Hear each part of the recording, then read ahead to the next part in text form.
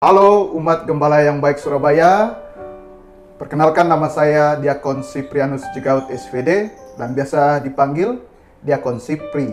Dan saya berasal dari Manggarai, Kuskupan Ruteng. Dan saat ini saya menjalani masa diakonat di Paroki Gembala yang Surabaya.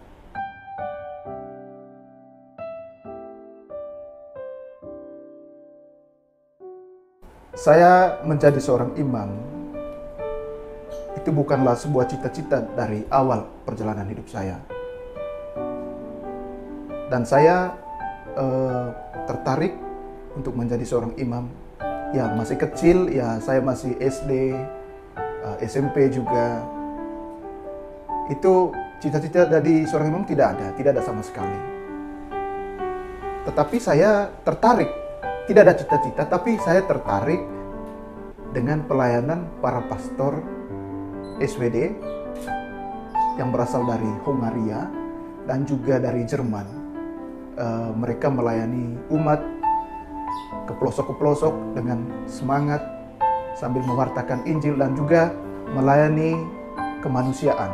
Artinya bukan hanya merayakan Ekaristi, tapi juga memperhatikan umat-umat yang sangat membutuhkan seperti dalam bidang pendidikan, kesehatan, dan mereka sungguh total dalam pelayanan. Dan pelayanan mereka itu memberi daya tarik dalam diri saya. Itu pengalaman yang pertama. Dan pengalaman kedua, saya memiliki tanda-tanda panggilan itu ketika dalam menghadapi situasi sulit. Justru di sana saya menemukan panggilan itu. Ketika saya SMP, saya jatuh sakit dan sakitnya cukup parah dan dokter memvoniskan bahwa penyakit itu tidak akan sembuh dalam waktu yang dekat. Sembuh tapi dalam jangka waktu yang lama. Tetapi Tuhan menghendaki lain. Dalam tempo waktu yang singkat, tidak sampai 1 bulan setelah saya keluar dari rumah sakit, saya mengalami kesembuhan total. Entah tidak tahu gimana kesembuhan itu, apakah obat, saya juga tidak tahu. Tetapi saya merasa sembuh dan total, tidak ada lagi penyakit yang saya alami itu. Itu pengalaman tanda-tanda panggilan ingin saya melayani Tuhan. Itu dari sana. Dan yang kedua itu ketika saya SMA mengalami juga peristiwa yang sama. Di akhir-akhir ujian nasional, saya juga mengalami sakit, tapi dengan jenis sakit yang berbeda. Itu dalam waktu mendekati ujian nasional. Tinggal 1 bulan saya menghadapi ujian nasional, saya jatuh sakit. Sakitnya juga sama, hampir mirip-mirip dengan penyakit yang saya alami waktu SMP. Tapi dalam waktu dekat itu juga saya mengalami kesembuhan.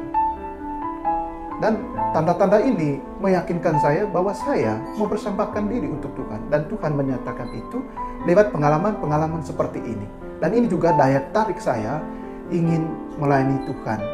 Dan saya berjanji dalam hati, Tuhan, Engkau telah menyatakan kasih-Mu lewat kesembuhan ini. Dan saya ingin mempersembahkan diri saya melayani Engkau. Ini tanda-tanda. Dan ketika saya selesai SMA, tiba-tiba pastor dari ketua yayasan sekolah saya secara tidak sengaja datang untuk mempromosikan panggilan. Dan hati saya waktu itu sangat tergerak untuk mendaftarkan diri menjadi seorang imam. Akhirnya saya mendaftarkan diri dan memberi lamaran di dalam Serikat Sabda Allah, khususnya di Provinsi SVD Jawa. Setelah lamaran saya diterima, akhirnya saya melanjutkan pendidikan saya di seminari, khususnya di Stella Maris, Malang.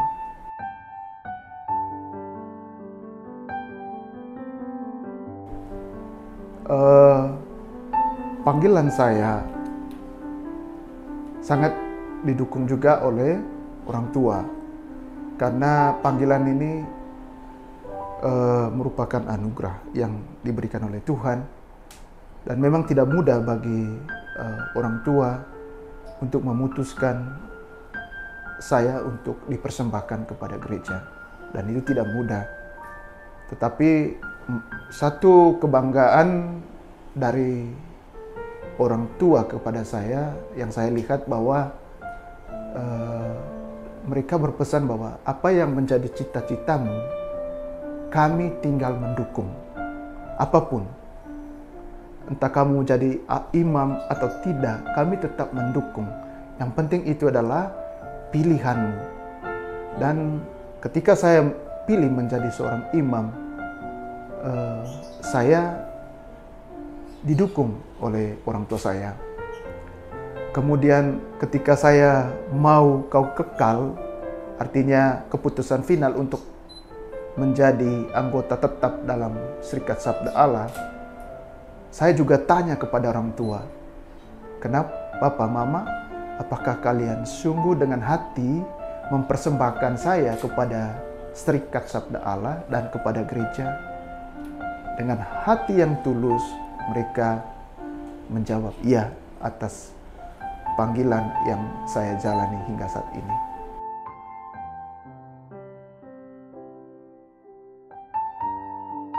Dalam keluarga kami 7 bersaudara, dan saya anak kedua, dan kami 4 orang putri dan 3 orang putra.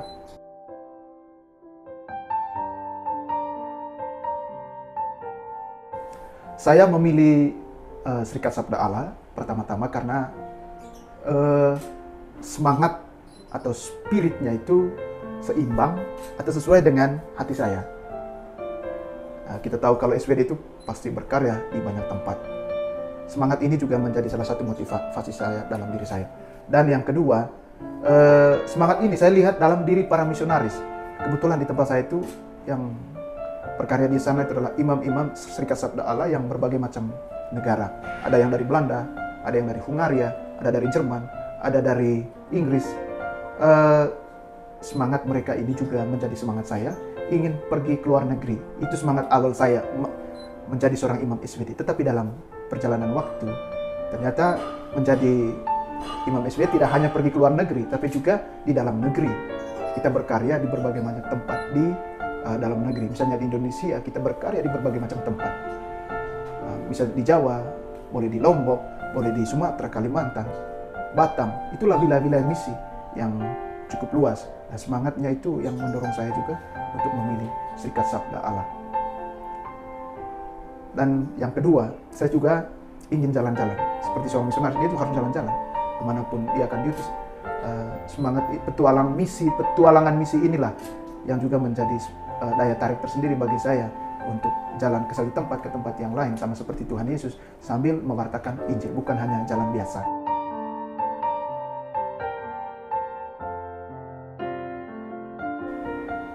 Di Indonesia, SWD itu terdapat 4 provinsi. Ada Provinsi Ruteng, ada Provinsi Ende, ada Provinsi Timur, dan juga ada Provinsi Jawa. Kenapa saya dari Manggarai pilih Provinsi Jawa? Pertama, di sekolah Katolik saya, SMA, itu dipercayakan siswa-siswa yang ingin masuk biara, khususnya yang memilih SWD, selalu transfer ke Provinsi Jawa. Akhirnya kami yang dari SMA Santo Klaus Werang, Manggarai Barat, selalu dikirim ke Provinsi Jawa. Dan Provinsi Jawa sudah mempercayakan sekolah ini untuk siswa-siswa yang ingin menjadi SWD studi di Malang. Boleh juga di Ledalero, tergantung dari setiap calon yang ingin memilih entah di Ende atau entah di Jawa, terserah. Tetapi kami sudah terbiasa dikirim ke Provinsi Jawa. Sehingga saya setelah menyelesaikan pendidikan SMA tahun 2012, saya melanjutkannya di Malang.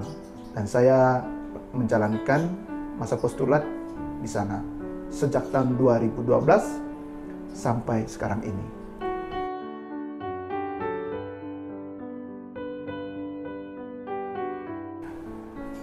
Yang pertama yang saya lihat ialah interkulturalnya. Itu yang pertama, interkultural. Kami berasal dari berbagai macam budaya. Ada yang dari Nias, ada yang dari Kalimantan, ada yang dari Jawa, ada yang dari Bali, ada yang dari Timur, ada juga dari Flores. Ada berbagai macam. Ini suatu komunitas yang cukup bineka dan saling memperkaya, saling mendukung dalam kehidupan panggilan kami. Itu yang saya rasakan. Yang kedua adalah persaudaraannya. Walaupun kita dari berbagai macam budaya, latar belakang, dengan aneka macam karakter, kita disatukan menjadi SWD. Bukan lagi saya orang ini, tapi sekarang kita masuk dalam komunitas SWD. Saya adalah SWD. Dari berbagai macam karakter itu kita disatukan dalam SWD. Atau dalam bahasa imannya telah kita disatukan dalam iman akan Kristus dari berbagai macam budaya.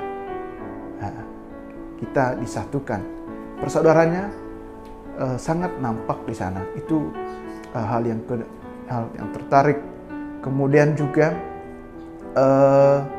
kita juga belajar tentang budaya-budaya dari konfrater yang lain dan saling memperkaya.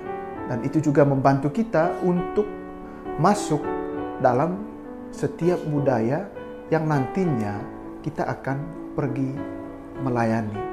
Kalau kita nanti ke tugas di Jawa dan akan praktek ke tempat-tempat di mana kita diutus, mudah kita masuk dalam budaya umat tersebut.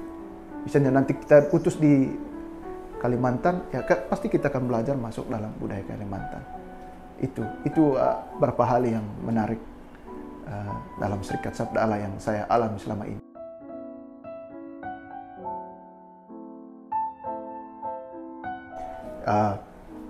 Dalam relasi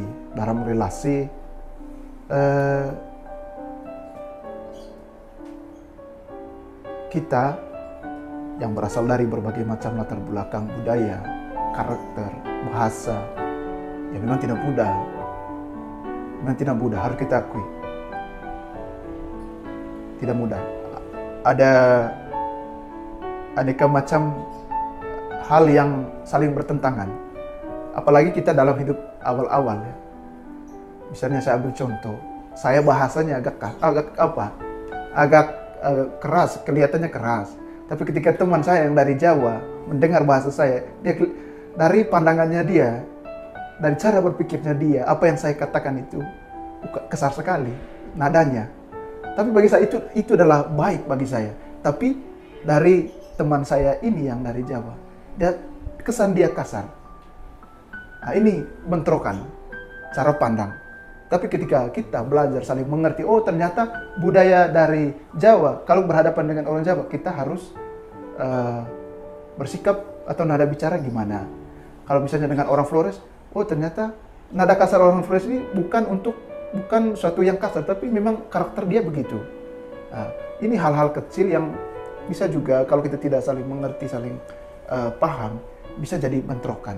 Tapi dengan pendidikan yang kita terima, pembekalan yang kita terima, itulah pelan-pelan kita belajar bagaimana mengolah itu semua. Itu hal-hal yang menarik ya. Kemudian cara makan, hal sederhana, cara makan. Nah, kalau di tempat saya, makan itu kalau pakai tangan rasanya agak lain kesannya. Tapi dari budaya misalnya Kalimantan, Sumatera, makan pakai tangan itu biasa. Hal yang sungguh baik bagi mereka. Tapi bagi kami yang dari Flores, rasanya kok aneh ya. Ini hal-hal yang menarik, tapi justru hal-hal kecil begini saling memberi pengertian, saling memahami satu sama lain. Begitu.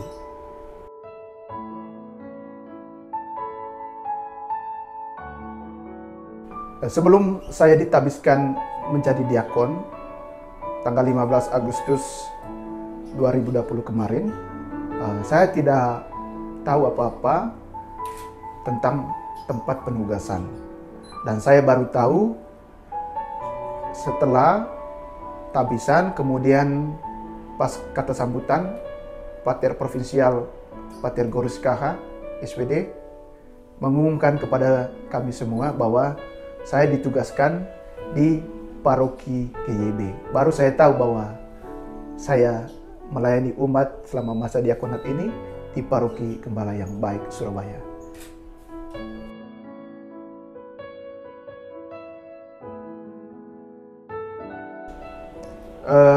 Ada banyak hal yang perlu dipersiapkan ya.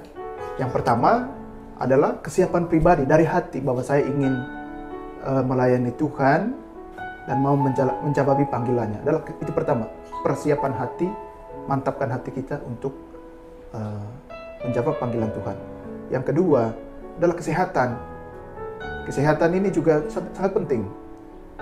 Dan juga selain kesehatan, juga adalah kemampuan-kemampuan yang lain di samping intelektual, juga kerelaan untuk mau dibentuk dalam suatu pembinaan calon imam.